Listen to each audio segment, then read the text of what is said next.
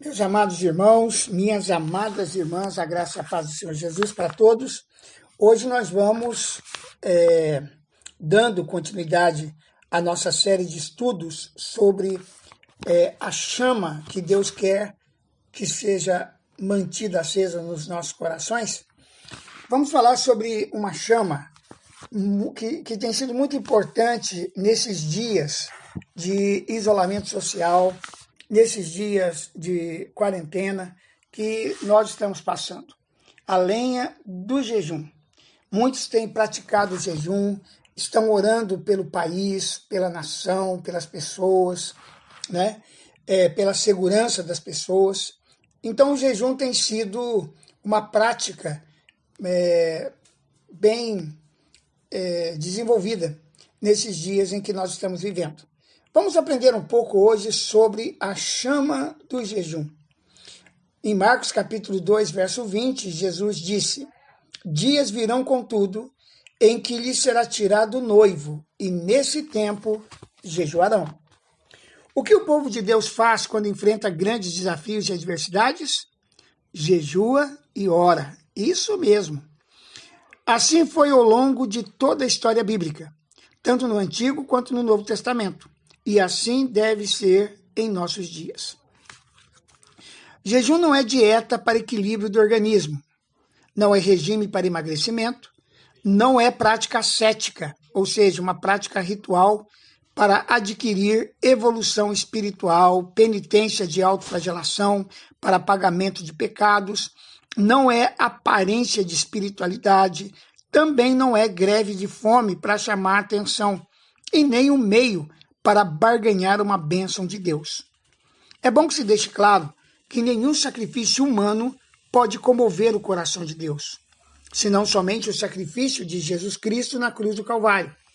O jejum é, pois, uma disciplina que nos conduz a fixarmos nossa atenção em Deus. Nos ajuda a discernir coisas que nos controlam, nos deixa mais sensíveis às coisas espirituais e sempre está vinculado à oração. Então, quando estamos em jejum, devemos dedicar tempo adequado à oração. Não há como separar jejum de oração. Se o jejum estiver separado de oração, então não é jejum. É uma mera dieta, ou pode ser qualquer uma das outras atividades que foram apontadas, que não são jejum, porque não será uma prática de jejum. Temos que jejuar e orar. A Bíblia nos traz inúmeros motivos para realizarmos jejum. O jejum pode ser feito como sinal de arrependimento, e é isso que Daniel fez lá na Babilônia,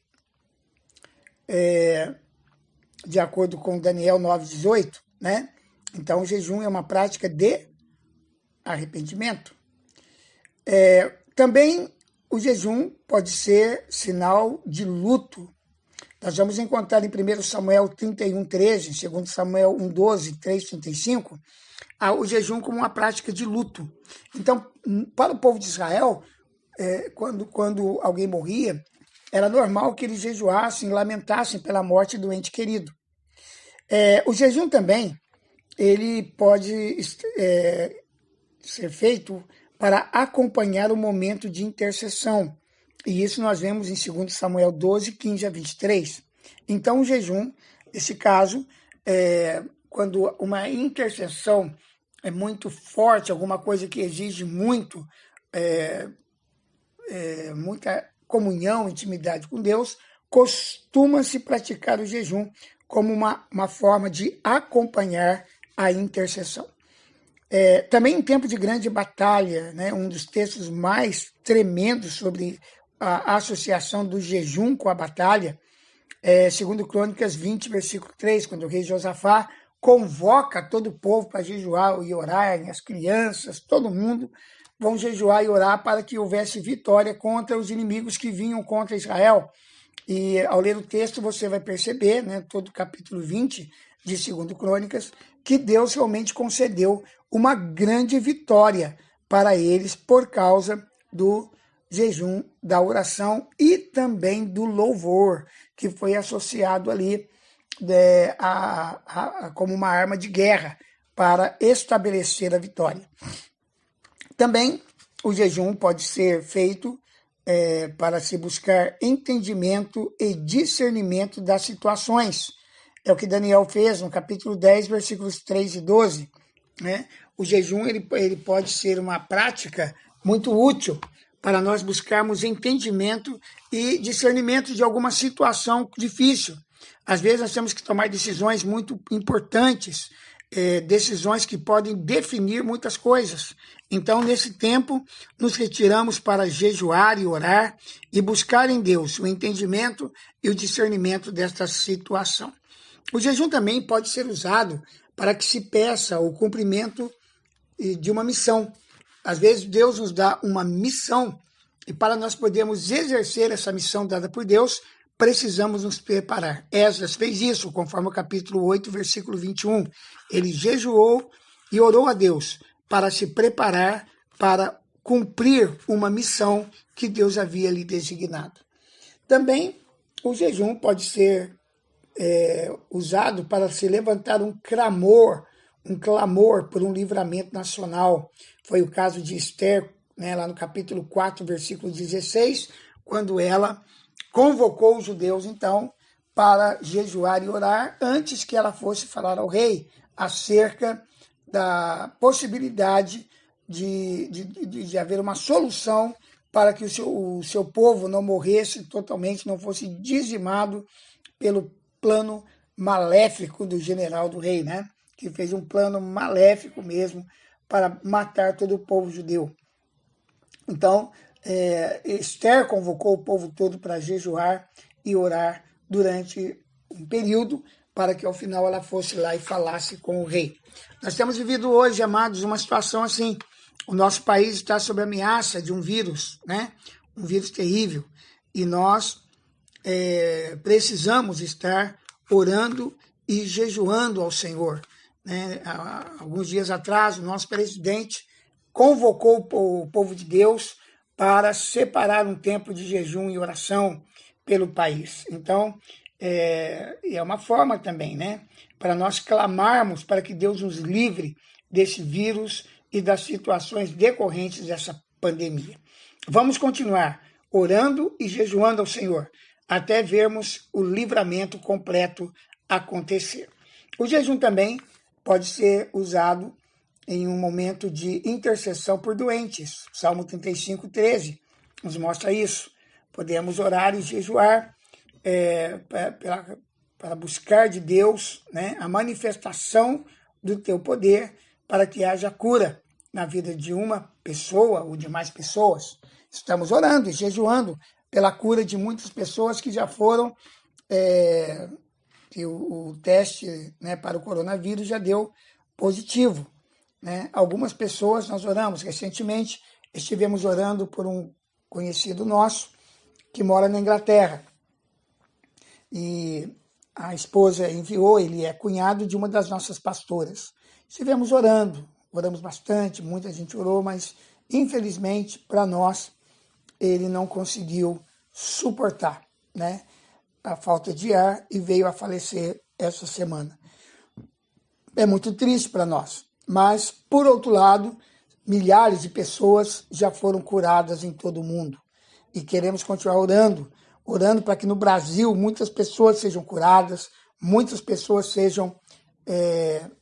se recuperem, né, e saiam dessa crise. O jejum também é aceitável a Deus. Né? O jejum sempre será aceitável a Deus. É aquele que... Mas é um jejum que Deus ele aceita, ele aprova, ele abençoa, ele reconhece. E esse jejum é aquele que pede uma mudança de coração e de atitudes. Isaías 58, 3 e 7, ele vai nos trazer uma descrição desse jejum que agrada a Deus. Vale a pena você ler lá mais tarde. Né? É um jejum que nos leva a rasgar os nossos corações e não os nossos vestidos, conforme Joel capítulo 2, versículo 13. Se isso não acontecer, queridos, se não houver realmente uma mudança de coração, uma mudança de atitude, se nós não rasgarmos o nosso coração diante de Deus quando estamos na prática do jejum, o próprio jejum será rejeitado por Deus. É o que Deus diz em Jeremias 14:12 e Zacarias 7:5. Então há um jejum que Deus rejeita. É aquele jejum que não provoca uma mudança de atitude. É um jejum que não nos leva a uma condição de arrependimento de pecados, de reconhecimento do nosso pecado.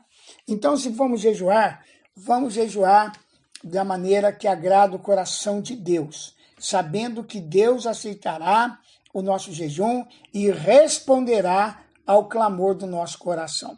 Que a igreja brasileira continue nessa prática poderosa de jejum e oração.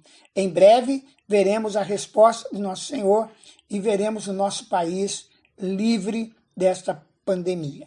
É nisso que cremos e por isso oramos em nome de Jesus. Amém? Bom, como essa chama do jejum é uma chama muito forte e muito necessária, nós vamos continuar a falar sobre jejum na nossa próxima mensagem, ok? Então aguarde que em breve estaremos mandando um outro áudio ainda, falando um pouco sobre como jejuar, né? Como nós podemos jejuar, quais são os tipos de jejum, quais são as regras bíblicas para se fazer um jejum que realmente agrade o coração de Deus e gere os efeitos que nós buscamos, tá bom? Mas isso fica para a nossa próxima mensagem. Agora eu quero orar com você e abençoar a sua vida em nome do Senhor Jesus. Pai, eu quero agradecer por todos aqueles que estão ouvindo esta mensagem. Estamos falando, assim, em poucas palavras, de uma maneira bem objetiva, sobre um assunto muito importante e que demandaria horas de ensinamento. O jejum é uma das práticas mais poderosas do reino de Deus. E eu oro para que todos aqueles que ouvem a nossa mensagem possam realmente levar a sério a prática do jejum. Há pessoas que nem acreditam que o jejum tem algum efeito espiritual, mas a tua palavra nos garante que sim.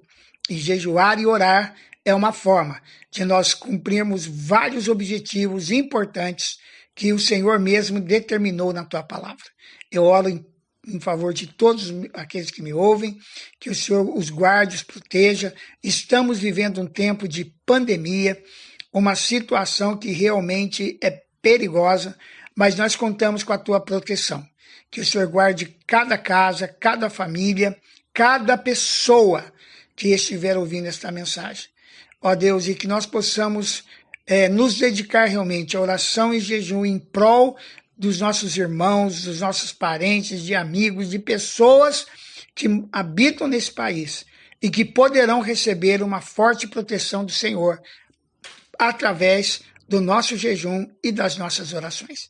Obrigado por tudo, que o Senhor continue guardando e protegendo cada um dos meus amados irmãos e irmãs. Eu lhe peço isso e desde já te agradeço em nome de Jesus. Amém. Forte abraço para você, meu querido, e até o nosso próximo encontro. Em breve estaremos enviando para você a continuação desse ensinamento sobre jejum e oração. Que essa chama continue queimando no seu coração.